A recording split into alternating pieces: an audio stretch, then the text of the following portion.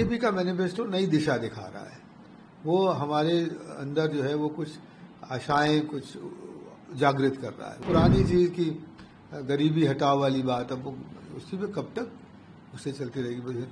देश आगे बढ़ चुका है उससे। अब कहना बहुत आसान है कि हम 16 करोड़ लोगों को औरतों को नौकरी दे देंगे वगैरह, मगर वो चीज़ें इस तरह से होती नहीं है। ये चीज़ें, जो असल मुद्दा है हमारे देश के सामने वो है अर्थव्यवस्था को बढ़ाने का, वो है नई नई नौकरियां और जनरेट करने का, एम्प्लॉयमेंट बढ़ाने का, वो जो अपने अलग सेक्टर्स को और बढ़ोतरी से करना और हमारे निर्यात को बढ़ाने का।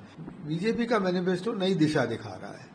वो हमारे अंदर जो है वो कुछ आशाएं कुछ जागृत कर रहा है। वो कह रहा है कि कैसे भारत जो है वो आगे बढ़ेगा, विकसित होगा, देशों के अग्रगण्य लोगों में होगा।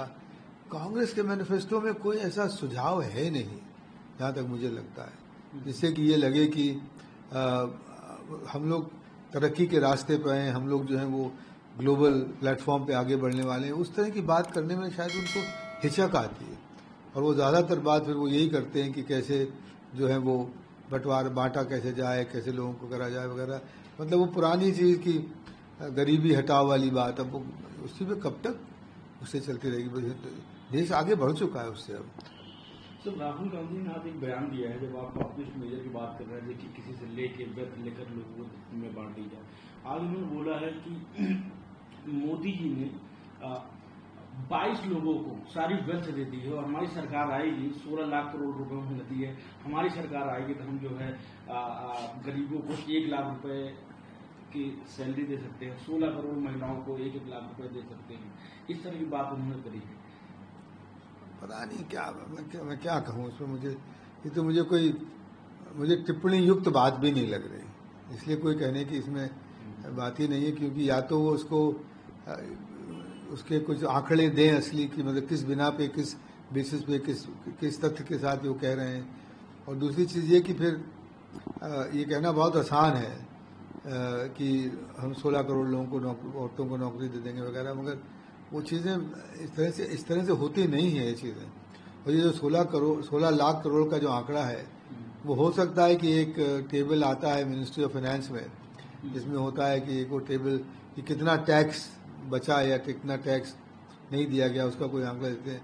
उसमें अधिकांश वो होता है जो कि लोग निर्यात करते हैं, उनका टैक्स माफ होता है, उसमें वो शामिल होता है, और उसी को जोड़ लिया है। तो अगर वो हट जाए एक्सपोर्ट सब, तो निर्यात बंद हो जाएंगे।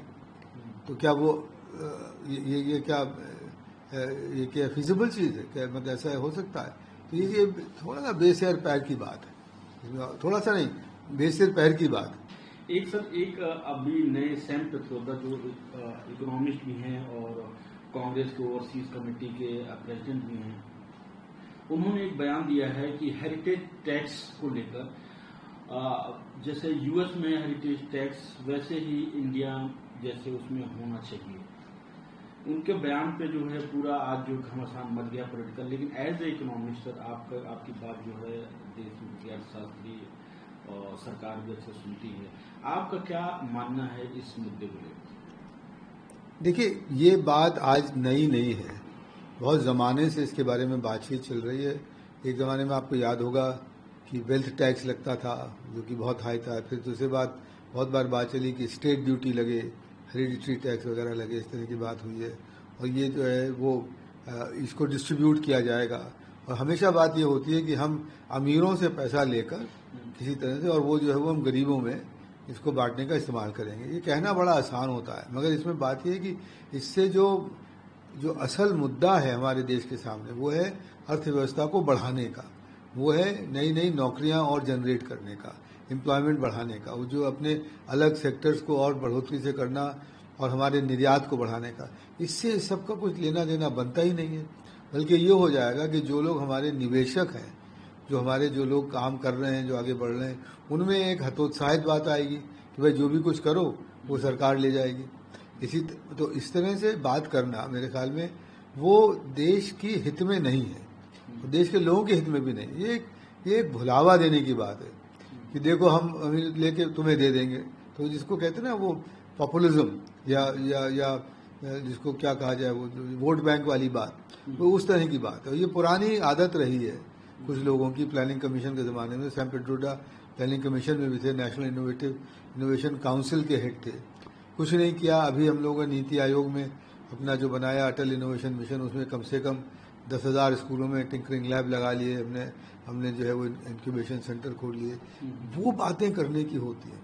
अब आप ये कहें कि हम इनोवेशन करने के लिए अच्छे स्कूलों में भी गरीब लोगों को करेंगे तो उससे इनोवेशन हो जाएगा, आप करो, मगर उससे तो नहीं होगा ना। तो बात इस समय हमारे सामने मुद्दा है कि हम अर्थव्यवस्था की गति को कैसे बढ़ाएं। 7% अगर चल रही है तो 8 कैसे करें, 9 कैसे करें, 10 कैसे करें, उस पर बात होना चाहिए ना। नमस्कार, मैं हूं मानक गुप्ता। अगर आपको हमारा ये वीडियो पसंद आया हो तो इसे लाइक और शेयर जरूर करें, और हां, हमें सब्सक्राइब और फॉलो करना ना भूलें ताकि आप देश और दुनिया की कोई खबर मिस ना करें। तो जुड़े रहिए हमारे साथ और देखते रहिए न्यूज़ 24।